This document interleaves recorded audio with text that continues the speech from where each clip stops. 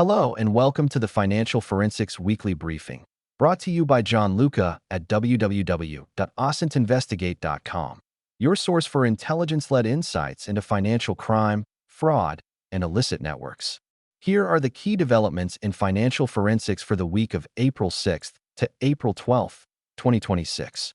We begin in the United States, where authorities have announced a major escalation in the fight against financial fraud.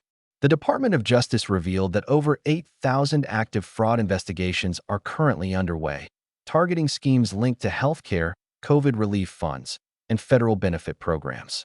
The scale is striking. More than $1 trillion in taxpayer-funded programs are considered exposed to fraud risk annually. This signals a shift toward industrial-scale enforcement, with the creation of a dedicated National Fraud Enforcement Division. For financial investigators, this reinforces a clear trend.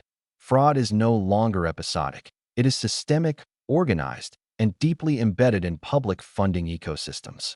In Europe, scrutiny continues around legacy banking scandals.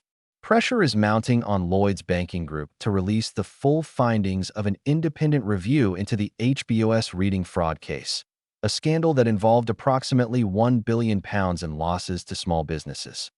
The key issue here is transparency. Despite convictions already secured, questions remain about institutional accountability and whether critical evidence was suppressed.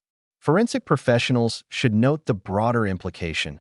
Post-event investigations are increasingly being judged not only on findings, but on disclosure integrity.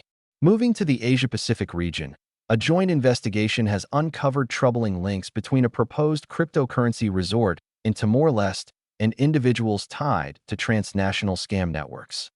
The case highlights a recurring typology, the blending of legitimate-seeming investment projects with illicit financial flows. Allegations include connections to money laundering, human trafficking, and so-called pig butchering scams. This is a textbook example of reputational laundering, where emerging markets and government relationships are leveraged to legitimize opaque financial structures. For OSINT investigators, this underscores the importance of mapping beneficial ownership and political exposure across jurisdictions. Meanwhile, smaller-scale but equally instructive cases continue to emerge. In Australia, an employee has been charged in connection with a fraud exceeding $367,000, with total losses potentially reaching $1.46 million over multiple years. While modest compared to global figures, insider fraud cases like this remain critical. They demonstrate how weak internal controls and delayed detection can allow long-term financial leakage, often hiding in plain sight within routine transactions. Another ongoing story worth monitoring is the financial legacy of Jeffrey Epstein.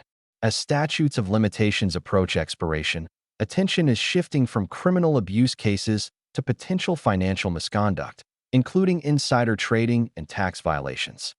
The lesson here is procedural. Financial crimes often outlive the primary offenses. Forensic accounting and document analysis may ultimately become the only viable path to accountability in complex, high-profile cases. Stepping back, the broader threat landscape continues to evolve rapidly.